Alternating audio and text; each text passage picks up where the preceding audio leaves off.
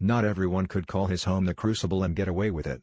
But the owner of this bungalow in Chesterfield can. He is Mike Watterson, the man who put snooker in its most famous home. He may go to Sheffield on Monday to catch a few frames of the World Championship final, but, suffering at 75 with his hips and kidneys though remarkably chipper, it is hell getting up and down stairs, so he may content himself with watching on his cinema-sized TV in his sitting room. With the snooker on in the corner, he chats for 3 hours about his remarkable life in sport, his role in turning snooker into a TV phenomenon, and his anger at being kicked out of the game by ruthless rivals, and telling Brian Clough there was no way back at Derby County. Talking faster than Ronnie O'Sullivan Potts, Watterson starts at the beginning of the Crucible story. My wife Carol said she'd been to watch a play a couple of nights ago with a friend and that the theater was absolutely perfect for snooker. The World Championship needed a new home for 1977. I had spoken to my great friend John Pullman, who dominated snooker in the 1960s, and he said they were in trouble. The previous promoter had gone off to Canada with all the money and they had lost the sponsorship.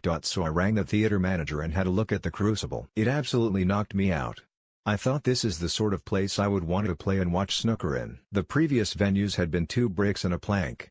That was their idea of tiered seating. This was perfect. A car dealer and sometime snooker promoter, as well as a fine player who won the British Amateur Championship in 1979, Watterson proved to the governing body, the WSA, that he could guarantee the event to the tune of £30,000, including £13,000 in prize money. Watterson sent his brother and nephew out in the family Ford Cortina to flog tickets. How many would turn up?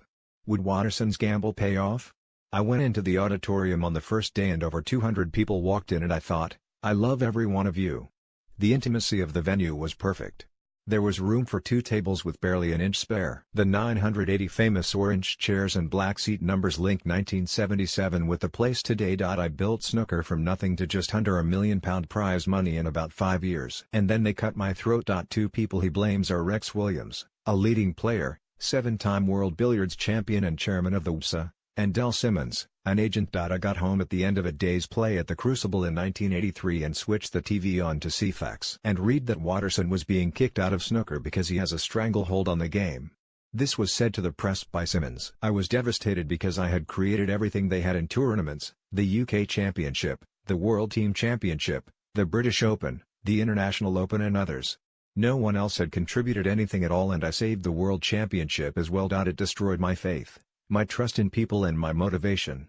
That is why I did not do anything after 1986. And when it came to the 40th anniversary celebrations, Watterson feels he was persona non grata. They told me they invited me but that the invitation must have got lost in the post. When they got rid of me they said they would give me £5,000 for my services to snooker, which they never paid.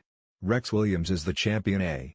For many years, Watterson drove around with a number plate Q1 sold to him by snooker great Joe Davis. And Watterson feels Q1 might be central to Williams's antagonism towards him. He wanted Q1 and rang me. I told him I had done a deal with Joe and he would honor it and I would honor it. Still, Watterson can take consolation in what he created. The format of matches, devised by him for TV schedules, are still the same as 1979. As well as managing Cliff Torburn and Kirk Stevens, he created the World Arts Championship, coming up with the legs and sets format, and founded the UK Indoor Bowls Championship at Preston Guildhall, changing the match from 21 ends to 3 sets of first to 7 ends to make better television. Both adaptations endure. He became chairman of Derby County in 1982, bringing Brian Clough's former assistant Peter Taylor out of retirement as manager. The biggest thief in trousers, said Watterson of Taylor. He would put in expenses claims for being in Carlisle when everyone knew he had been no further than Nottingham. We were playing a match against Nottingham Forest reserves one day and Brian Clough came up to me and said if I had 100 grand in readies to give him he would come back with Peter. I told him that if we had 100 grand in readies we'd spend it on a player, not on a manager. I got on fine with Cloughie but he would have done my head in. He'd have tried to dominate everything. Watterson had grown up near Chesterfield's old Saltergate ground and when he heard they were facing a bankruptcy he got out of his Derby commitments to save his hometown club. Now married to Diane,